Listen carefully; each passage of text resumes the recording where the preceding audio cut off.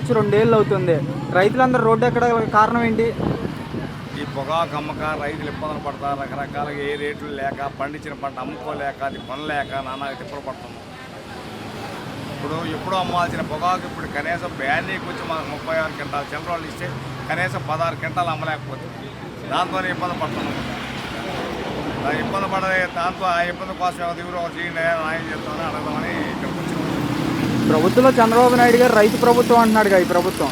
ఏది రైతు ప్రభుత్వం అయినప్పుడు రైతుకి మేలు చేయాలి కదా, రైతు కోసమే కదా, మేము రైతులమే కదా, మేము ఇబ్బంది పడలేక దానికోసం వచ్చిందే. గతంలో జగన్మోహన్ రెడ్డి గారు ఉన్నప్పుడు పొగాకు మద్దతు ధర ఎంత ఉండేది? మాకు 36,000 దాకా వచ్చింది. 36,000 ఈరోజు కింటా 36,000, ఈరోజు 16,000కి వచ్చింది. వాళ్ళు 25,000 చూపించినా కానీ ఏడో 200 వేలకు 25,000 చూపించి మిగతా 16,000-17,000తో అమ్ముతున్నాం కదా. ఎందుకు ఇంత దిగజారిపోయింది అంటారు మద్దతు ధర? ఏం వాళ్ళు ఏం చెప్తే కదా, ఏమంటే అదేంటారు జీఎస్టీ పెంచారు, ఏదో రకరకాలు చెప్తున్నాం. వాళ్ళ కంపెనీలో మాకు రేటు జీఎస్టీ ఎక్కువైనది, అందువల్ల మేము తగ్గించినాము. ఏదో వాళ్ళు చేసేది వాళ్ళు చెప్తారు, కంపెనీలు చెప్తుంది. మాకు ఎడ తెలుస్తుంది గతానికి ఇప్పటికి గల తేడా ఏంటి రైతుల మధ్య? రైతులకు సకాలంలో అందిస్తుందా ఈ ప్రభుత్వం?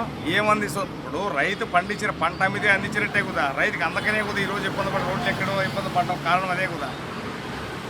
గతంలో జగన్ గారు రైతుల కోసం ఏం చేశారు? బ్రహ్మాండంగా పొగాకు బ్రహ్మాండంగా అమ్మింది, ఇబ్బంది లేదు. ఇప్పుడు రైతు ఇబ్బంది పడాలి, ఏమి ఇబ్బంది పడాలి.